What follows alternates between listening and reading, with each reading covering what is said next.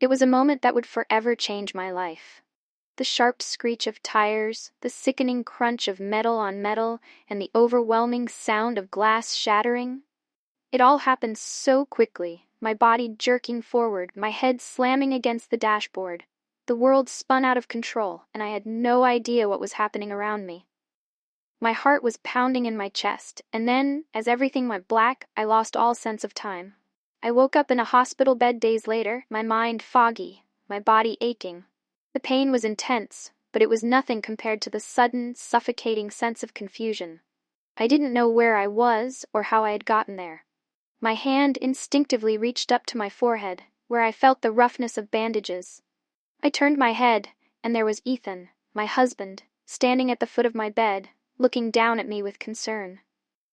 But there was something different in his eyes. He wasn't relieved to see me awake, as I had expected. There was distance, a hesitation. I didn't know why, but something about the way he looked at me made my heart drop. "Naomi, how do you feel?" he asked, his voice strained. It wasn't the comforting tone I had hoped for. "No, I'm so glad you're okay. No, I was so worried about you." Just cold, distant words. As I tried to sit up, the room spun again, and I gripped the edge of the bed for support. Everything felt off, but I couldn't put my finger on why. The doctor had told me I had a concussion, that I'd be okay, but I didn't feel okay. My mind was cloudy, like a fog I couldn't shake. I could barely remember anything. Who I was, who I'd been, and why I felt like there was so much more going on in my life than what I could grasp at that moment. It was as if my entire world had been wiped away, and all I was left with was confusion and pain. And then came the worst part. Ethan, instead of staying by my side, seemed to withdraw further with each passing moment. His gaze never quite met mine, and his responses were short. He seemed so detached. It was as though I had become a stranger to him, and maybe I had, in a way. Maybe this accident had wiped away not just my memory, but also everything else I had thought was real. The love I thought we shared, the life we had built together. It all felt like a dream I was slowly waking up from. But there was something else, something darker, that began to creep into my consciousness. I remembered flashes of voices, whispers from his family, telling him I wasn't enough, that I wasn't fitting in with their expectations. The perfect, pristine image they had of him, and by extension of me, had begun to crack. And now, in the aftermath of this accident, I had the overwhelming sense that it was about to shatter completely. I couldn't shake the feeling that I wasn't just fighting for my health. I was fighting for the very thing that had kept me going all these years, my place in Ethan's life. But no matter how hard I tried, I couldn't remember the last few days. I couldn't remember what had happened to lead up to this point. And as my mind struggled to piece it all together, a deeper, more unsettling thought began to surface. Had I truly been invisible all along? Had I been living in a house full of people who never really saw me, never really cared for who I was beyond the role I played in their lives? This was the beginning. The moment I realized that the car accident wasn't just a traumatic event, it was the catalyst that would force me to confront everything I had ignored. And the more I tried to hold on to what I thought was my life, the more I realized I had lost it long before the crash. The days that followed the accident were a blur of hospital visits, hazy memories, and an overwhelming sense of isolation. I wasn't just physically healing, I was mentally and emotionally untangling a web of hurt that I had spent years ignoring. At first, I chalked it up to the trauma of the accident, but as the fog began to lift, the truth started to surface. I had been living a life where I was the last priority, a background figure in a story that was never truly mine. Ethan, the man I had once believed to be my partner, my protector, had become increasingly distant over the years. I had convinced myself that he was simply busy with work or preoccupied with his family's expectations. I had tried so hard to be the perfect wife for him, organizing his life, taking care of everything at home, ensuring his needs were met, all while sacrificing my own happiness. I had given up my career aspirations, my own personal interests, everything that had once made me me, in an attempt to fit into his world, a world where I was supposed to be the picture-perfect wife, quiet, supportive, and always available to meet his and his family's expectations. But now, In the quiet of the hospital room, with nothing but my own thoughts and a steady drip of IV fluids to keep me company, I realized just how much of myself I had lost. How long had I been pretending? How long had I been living in a shell of a life, catering to a man who never truly saw me? Ethan's mother, Grace, had always been a constant presence in our marriage, her expectations hanging over us like a shadow. From the very beginning, she had been a force to be reckoned with. I remember the first time we met. I was nervous, of course. Grace was everything I wasn't: polished, poised, a woman who commanded respect the moment she entered a room. And I had tried so hard to be just like her, to meet her standards. But no matter how much I tried, I always felt like I was falling short. It wasn't just Grace, though. Ethan's entire family had a way of subtly undermining me, dismissing my feelings, and pushing me further into the background. At every family gathering, I was always the one left cleaning up, the one who made sure everything was perfect, the one who smiled and nodded while they discussed their perfect little lives. Ethan never once stepped in to defend me. In fact, it was as if he enjoyed it, being the son of this perfect family, the son who could do no wrong. He never once questioned their motives, their treatment of me. And I, in my desperation to please him and fit into their world, had become a silent observer, too afraid to speak up. And then there was the constant presence of Claire, the woman from Ethan's past, the one he had loved before me. She had always hovered at the edges of our relationship. I could never shake the feeling that she was the one who had truly owned his heart, and I was just the placeholder, the second choice. She was the one his family had always hoped he would marry, the one who was everything they wanted for him. A successful, well-educated woman with a bright future. Me? I was just Naomi, the small-town girl who had come into his life by accident. I had convinced myself that I could live with that his love for me was enough. But deep down, I always felt like an outsider. The most painful part of it all was that I had let them control my life for so long. Every decision, every move I made, was either to make Ethan happy or to appease his family. And now, as I lay in that sterile hospital bed, the realization hit me like a ton of bricks. I had been living their life, not mine. I had been the one to give, to sacrifice, to bend to their will. But I had never once asked myself what I wanted, what I needed. And as Ethan's face loomed over me, his concern for me seeming more like an obligation than a genuine feeling, I understood something that had been so painfully clear all along. I was never really part of his world. I'd only been a reflection of what they wanted me to be. The real betrayal came when I realized how little Ethan truly understood me. I had been pretending for so long, pretending to be the perfect wife, pretending to fit into a family that didn't care about me. But now, with the accident as the backdrop, the truth started to unravel. I had expected that Ethan would be my anchor, the one person who would stand by me when things got tough. But instead, I felt more alone than ever. When I first woke up in the hospital, I expected him to hold my hand, to reassure me that everything would be okay.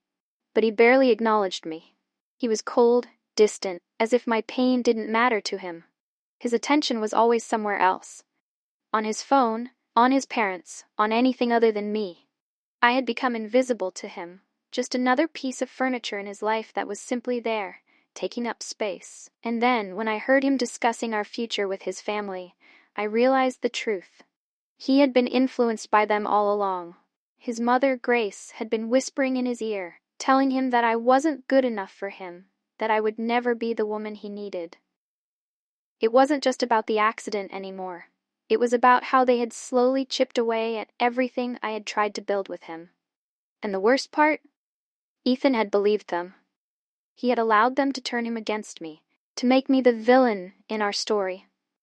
It wasn't until the day I overheard the conversation between Ethan and his mother, Grace, that I truly understood the depth of the betrayal. I had been recovering in the hospital for a week, my physical wounds healing, but my heart was still raw. I had spent my days drifting in and out of sleep, trying to push back the guilt that gnawed at me for not being the perfect wife, the perfect daughter-in-law, the perfect mother. But it wasn't just about that anymore. It was about who I had become, who I had allowed myself to be. I had always known there was tension between me and Ethan's family, but hearing it spoken out loud, Hearing it all come to a head in that moment was like a slap in the face. Ethan had come to the hospital that day, his eyes distant, his words carefully chosen. He told me that Claire, his former love, had agreed to start teaching Lucas piano again, after all these years. He said it so casually, as if I was supposed to be okay with it. But what stung more than his words was the way he spoke about her. There was an affection in his tone that he had never once used when talking about me. I had stayed quiet, playing the role of the docile wife, the woman who had swallowed every bitter word, every sharp glance, every bit of neglect. But that day, at that moment, something inside me snapped. I had been so afraid of losing him, so afraid of breaking apart the life we had built, that I had never truly seen the reality of our relationship. He was no longer the man I had married. The man I loved was gone, replaced by someone who was more loyal to his family's expectations than to me. And I realized, with shocking clarity, that I had allowed myself to be invisible for so long. That evening, after Ethan left the hospital to grab a quick dinner with his family, I was left alone in the sterile white room, my thoughts swirling. I had a choice to make. I could continue living this life of quiet suffering, pretending that things would get better. Or I could fight. Fight for myself. Fight for my dignity. Fight for the woman I had lost over the years. The woman who used to have dreams, hopes, desires. The woman who used to have a voice. For the first time in years, I found the strength to speak up, to my reflection in the hospital mirror, to the silence around me, to the woman I had become. I stood up, a wave of nausea flooding through me as I felt the weight of the decision press down on my chest. But I also felt something else. A spark. A fire. A determination. As I moved to the small desk in the corner of my hospital room, I grabbed the pen from the drawer and began to write. It wasn't a letter, not exactly. It was a declaration. A promise to myself that I was done being the silent one. Done being the dutiful wife who never asked for anything in return. Done pretending that things would get better when nothing ever truly changed. It was time for me to take control of my life. In that moment, I decided I was going to leave. The day I walked out of that hospital, I felt lighter than I had in years. It was as if a weight had been lifted from my shoulders, a burden I didn't even realize I was carrying. The road ahead was unclear, but I knew I was no longer going to walk it as a shadow of the woman I once was. No longer would I bow my head in submission to Ethan or his family. I had made my choice, and for the first time, I was living for me. I didn't immediately go to Ethan's family's house or seek out a confrontation. I knew that the emotional storm I was about to stir would take everything from me, and I wasn't sure if I was ready for it. Instead, I took a few days for myself. I went to a small rented apartment, furnished simply with just the essentials. It wasn't much, but it felt like freedom. I spent those days rediscovering myself. I took long walks in the park. I found a small coffee shop nearby and spent hours reading books I had never had time for. I called old friends who I hadn't spoken to in years and laughed about things I had long forgotten. I wasn't a wife anymore. I wasn't someone's mother. I was just Naomi. Naomi, a woman who deserved more than the life she had been handed. And for the first time, I felt hope. But as much as I needed time to rebuild, I also knew the inevitable was coming. I couldn't hide from the truth forever. Eventually, I had to face Ethan, and when I did, I would have to stand tall, unflinching in my truth. That day came sooner than I expected. It was just over a week after I had left the hospital when Ethan came to find me. He looked tired, worn, as if he hadn't slept in days. I could tell he had been searching for me, calling, texting, asking anyone who might know where I was. His face showed confusion and concern, but it also carried something else, a sense of entitlement, as if he believed that after everything, he still had a right to my life. We stood there in the doorway of the small apartment, facing each other for the first time in years as equals. There was no mask, no pretension, just the raw, vulnerable truth of what had happened between us. "Naomi, what is this? Why are you doing this?" His voice was tight, laced with frustration. "You can't just leave like this. We're a family. We've been through so much together." I took a deep breath. I had to stay calm. I had to stay strong. "We were a family, Ethan. But you stopped seeing me as a partner a long time ago. You stopped seeing me as me, and I stopped seeing you as the man I married. This is not about Claire, or your mother, or anyone else. This is about me. And for once, I'm putting myself first." His face twisted with confusion, then with anger. "You're being ridiculous. You're overreacting. You're letting everything get to you. Claire is here to help, and I'm doing what's best for our son." I shook my head, my voice unwavering. What's best for our son is for him to see me happy, to see me strong. And if that means walking away from a life that I built with lies and manipulation, then so be it. I'm done trying to please everyone else. This is my life now. The silence that followed was thick with tension. He opened his mouth as if to argue, but I held up my hand. "I'm not asking you for permission, Ethan. I'm done. You made your choice, and I made mine." I saw something flicker in his eyes, a flash of hurt, of disbelief, but it was too late. I turned away and closed the door behind me, the finality of the action ringing in my ears. It wasn't an easy journey, but every day I moved further away from the past. I stayed in that small apartment for a while, only venturing out when I needed to. The distance allowed me to gain perspective, to shed the skin of the woman I had been. I still spoke to Lucas occasionally. He was the one person I didn't want to hurt. But I knew, deep down, that my relationship with him would have to change. It was no longer about appeasing Ethan or anyone else.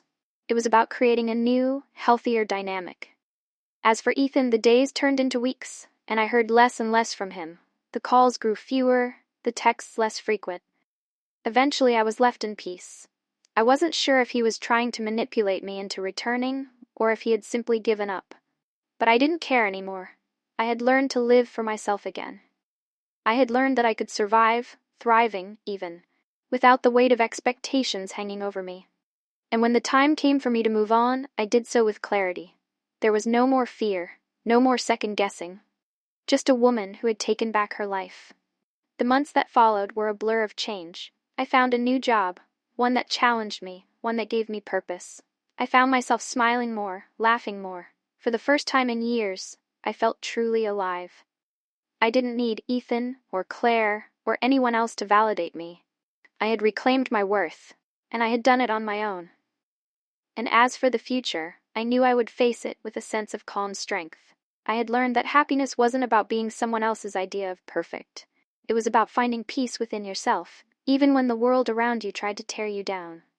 I was free, and that was all that mattered. The days following my decision to leave Ethan were surreal. It was like waking up from a deep, unsettling dream where everything was out of control. And now, for the first time in years, I had the reins back in my hands. I couldn't explain the sense of freedom that washed over me.